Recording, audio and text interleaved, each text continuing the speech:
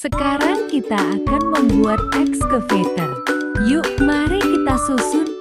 Nomor 1.